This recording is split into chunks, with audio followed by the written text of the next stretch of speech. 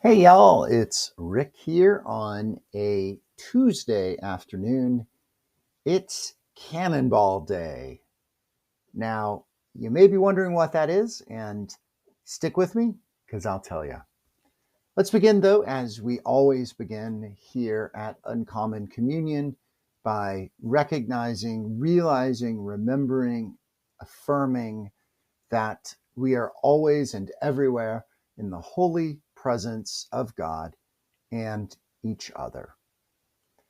So, Cannonball Day is a very special day, really, in many ways, kind of the founding day of the Jesuit religious order. The Society of Jesus, SJ, is the letters that you'll see after the name of a person who is a Jesuit.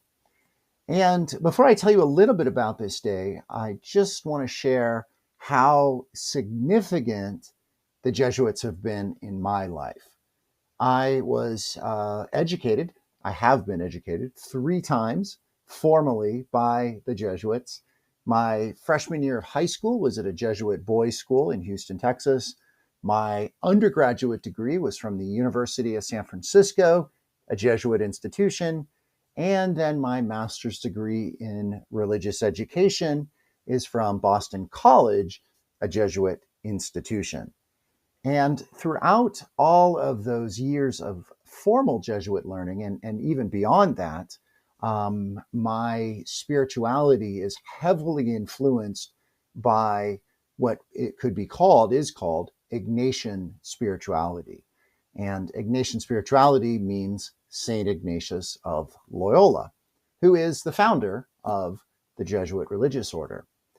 So, Cannonball Day is significant because it was on this day in 1521, so just over 500 years ago, that Ignatius of Loyola, as a young man in his 20s, was fighting for his country. Or in that time, it wasn't as much his country of Spain, it was really more of a feudal area that he was defending. And in that battle, he was severely wounded. One of his legs was shattered, the other leg was significantly wounded by, you guessed it, a cannonball. And he was carried off the field of battle. He survived that, obviously. He was carried off the field of the battle. And it was his enemy, his foe in that battle, the French, who were so impressed with this young man's bravery that they took him to his family home in Loyola of Spain. And it was there that he began his conversion. And his conversion took a while. It was while he was healing from his physical injury. By the way, he never fully physically healed from his injury. One of his legs, the one that was shattered, did not properly set. The bone did not. And he walked with a significant limp for the entire rest of his life. Walking with a limp sounds a little like Jacob, also known as Israel in the Bible. It's Jacob who wrestles with the angel, and the angel strikes him and he walks with a limp. So Ignatius had this conversion experience, and it is on this day that the Jesuits celebrate and remember that conversion. And I think for our purposes, it is a good day to reflect upon those cannonball moments in our life. Those moments when, out of the blue, our life is shattered in some way. We've all had these moments, those moments that there is clearly a before, life is going along, we're just doing our thing. Ignatius of Loyola thinks that he has it all together. He's going to be this Spanish warrior and this great soldier, and then boom, right there on the field of battle, it all changes. We've had those. I know we have. It could be a death in the family or close to us. It could be a diagnosis of a disease. For me, it has been, and I'll share with you here in a moment, has been the loss of jobs. It can be any number of things. That moment we get a phone call when our life changes. The key thing to remember about those cannonball moments, which is really what turns out to be Ignatius's experience, is that it can be, it is, if we allow it to be, the beginning of a transformative period. The event happens, our life is shattered, and then over time, what comes next unfolds, right? We may have a sense that what we're not going to be able to do, what we will be able to do, and what God is calling us to do in the wake of the cannonball, that takes time to unfold. It was actually about 4 years ago, this time of year. I don't think it was actually today, but it was in the 20s of May, so very close to this time in 2021, which was the Ignatian year that they were celebrating his 500th anniversary of the Cannonball. And it was that day, actually the very last day of not the last day of the school year, but the last day that contracts for the next school year were going out at the Catholic high school that I was teaching at, that the principal came to my classroom for the very first time. Now, this was COVID year, right? School year 2021. I was new at the school. I moved from one Catholic high school to another here in town. It was a very, very difficult year. And the principal hadn't been in touch with me. My department chair hadn't been in touch. I mean, I was really pretty much on my own. Nobody was really saying much to me throughout the year, except for that one day when the principal could have had a cannonball in his hand when he came to my classroom and he said, "Oh, by the way, Rick, we're not renewing your contract for next year." And I was speechless. And the only thing that I could say was, why? Can I ask why? Because this was really a bolt out of the blue, as they say. And all he said was, "You're not a good fit." And I said, "Oh." And that was it. He left. And he was right. I wasn't a good fit. And there's any number of reasons why, and I'm not going to get into those here. They will certainly come out over time in my book, and I'll be sharing that probably in other places. But just to say that he was right, that was not anymore the life that was for me professionally. And I was pretty devastated. I was pretty upset. I was effectively laid off. I had some time. I had a paycheck through that summer.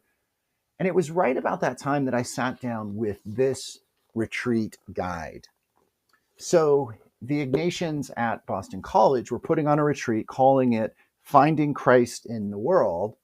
And it was a daily retreat of questions and online materials. And I began that on right after the wake of that cannonball. And it's really, I think, quite powerful for me to go back and to look at this 4 years on, almost exactly 4 years on, to know how the rest of the story turned out, to know what the transformation was, right?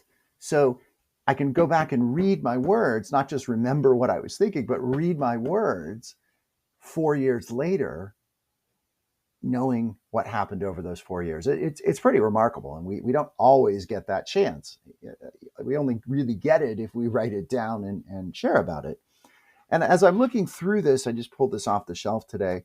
I have prayers in here, things like this. And this is right on one of the very first pages.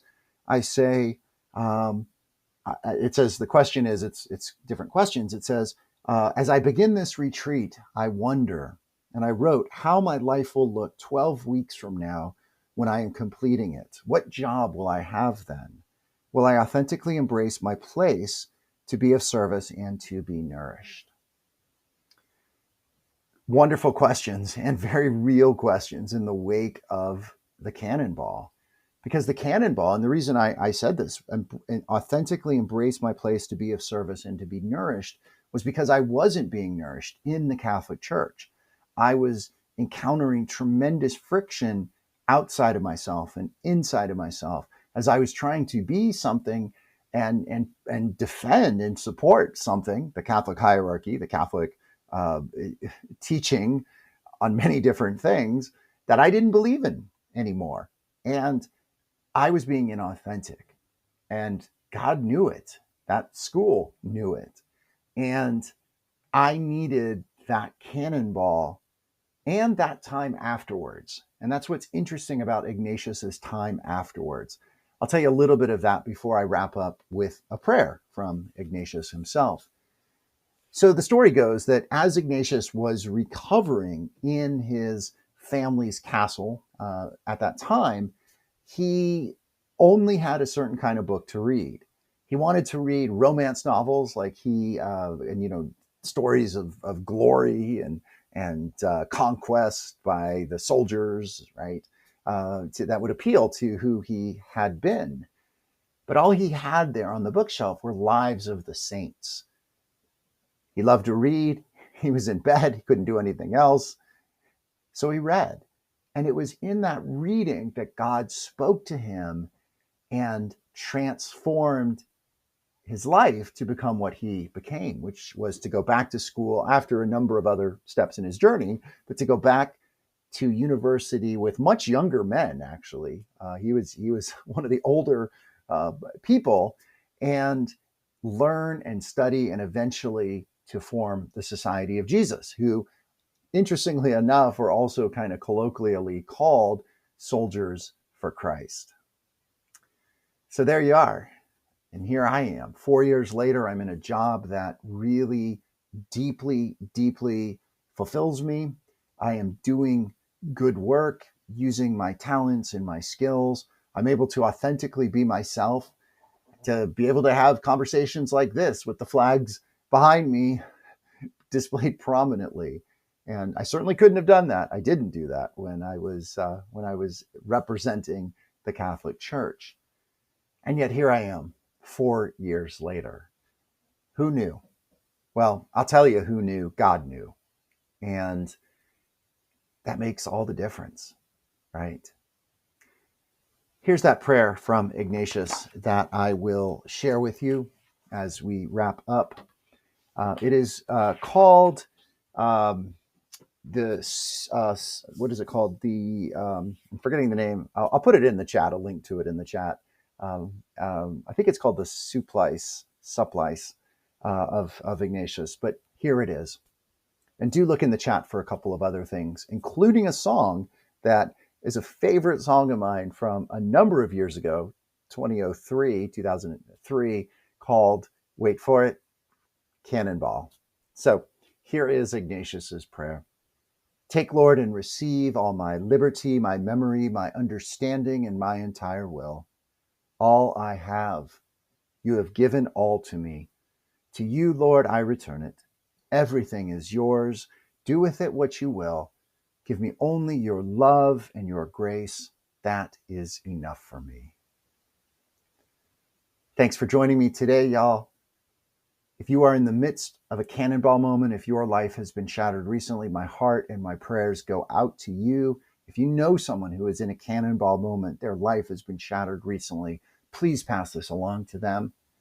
And please have the faith that God is working. I know it because God has worked multiple times in my life in cannonball moments like you may be facing now. Blessing and good. Be well.